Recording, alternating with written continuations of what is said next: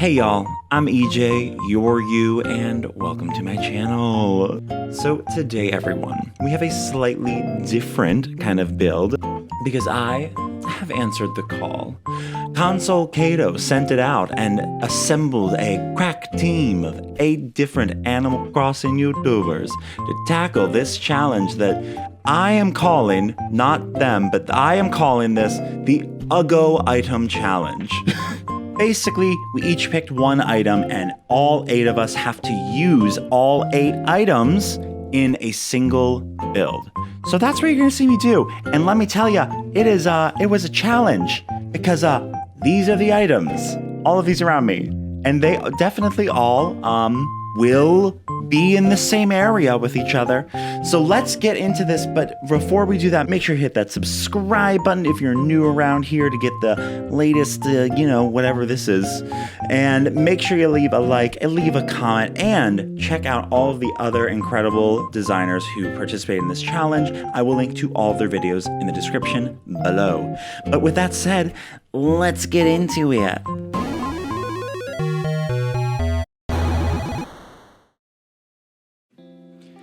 And here we go.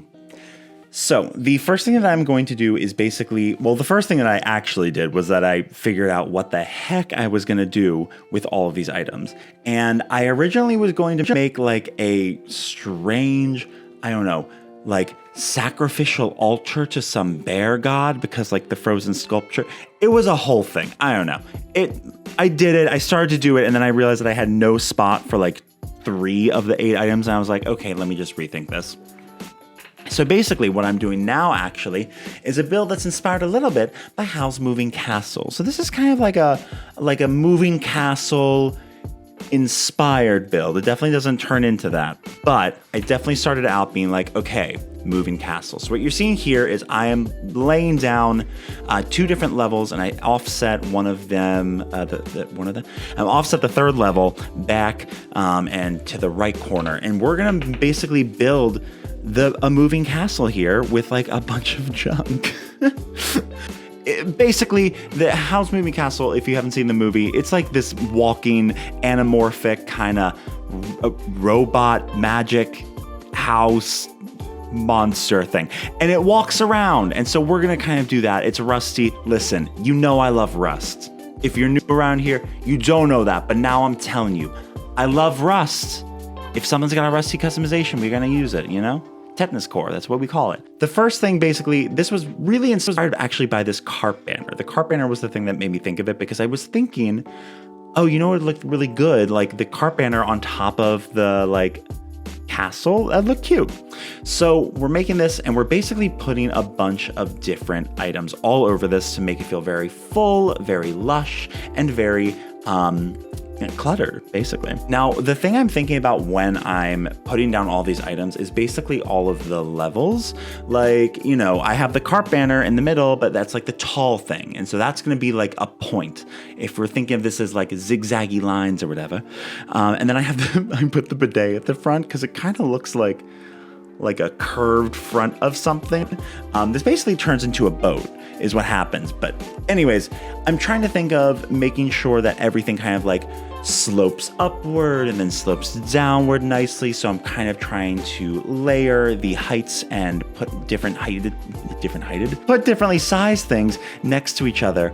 And yeah, now I will say, if you are attempting to do something similar to this, give yourself a lot of room around where you want to put this. I stupidly was like trying to Tetris everything in here with only like these 2 squares of space, and I kept having to build like extra cliff and then break down the extra cliff, and then I built it back up. It was a whole thing. It was silly.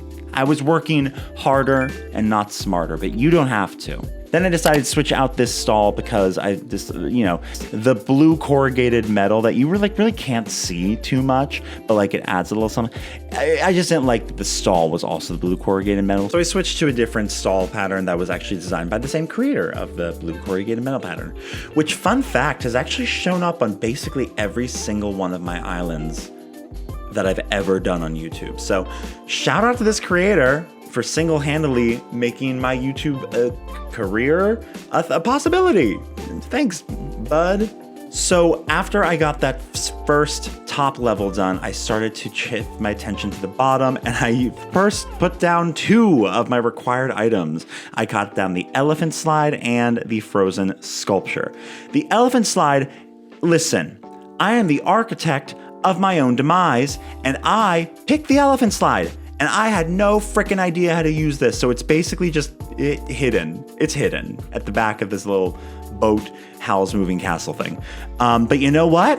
It doesn't look bad. And then we also put, the frozen sculpture kind of like a, like on the prow, the front of boats, there's like the little mermaid or whatever, and she's like, "Hey, what's up? It's me. I'm a mermaid, and I'm on the prow." Wah. So I put a bear, because it's like I'm a bear, a bear maid, a mer bear. It's a bear. From there, we just continued putting down some things, and once I put down the wind turbine, I realized that there was a fun element that I was kind of forgetting about, and that's movement. There was all this great movement that comes from a wind turbine. Wind turbine's like one of my favorite items. I love them.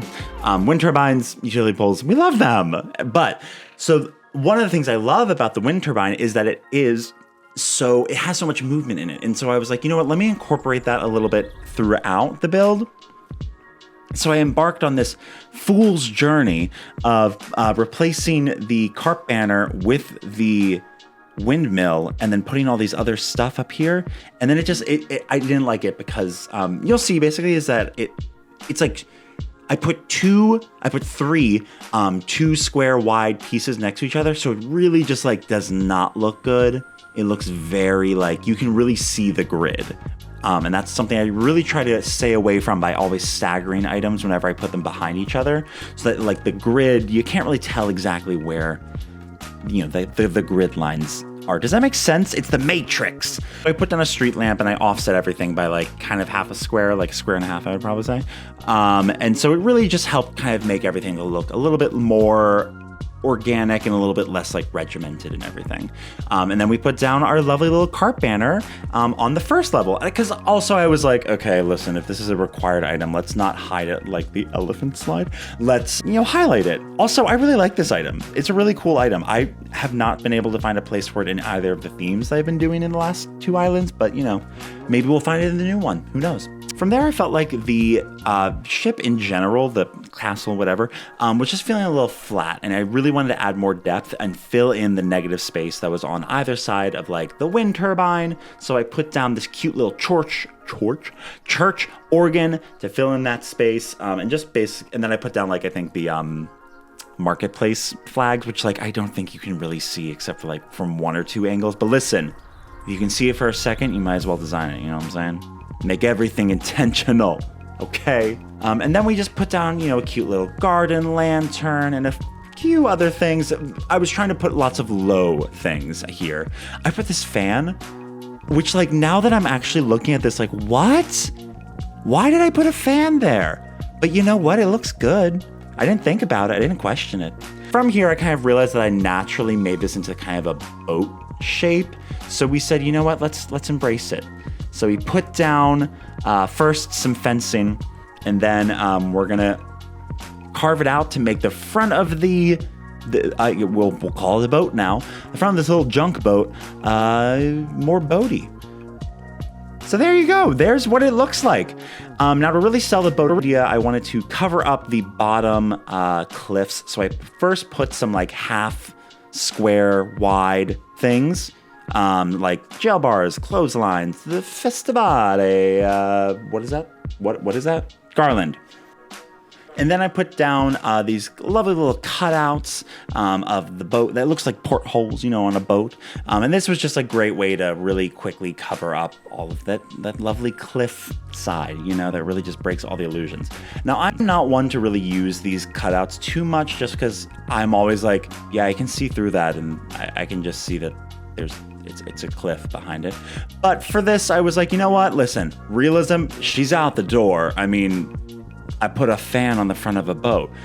So whatever. And then I built out a cute little port for this boat, and a little dock that goes all the way out to it. I was definitely inspired by that, those houseboat posts that you see on the Reddit and Twitter.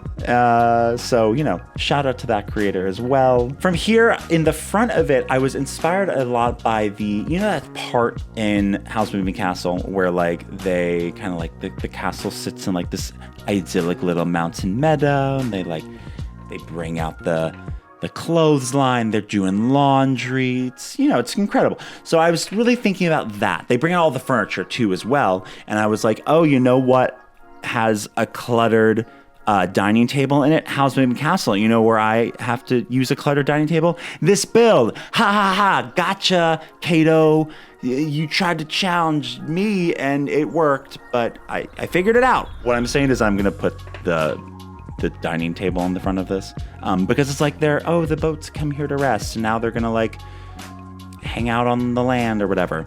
And then this other idea, I need to shout out my good friend Tyler, Flat Earth ACNH on Instagram, for giving me the incredible idea to use the Red Zen bridge and then have like the bridge like in the background.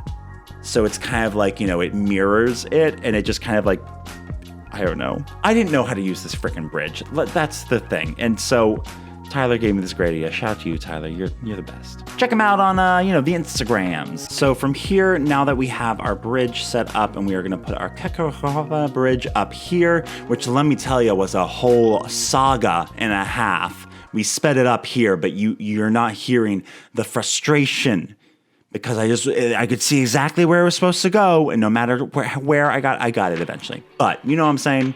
So now we're working on the front part of this build, because obviously the barge is not necessarily accessible. Barge? I guess that's what we're calling it. That's a good name for it, yeah. So I put out this imperial dining table, and then I put a little smorgasbord of chairs around it because I like the little mismatched chair look.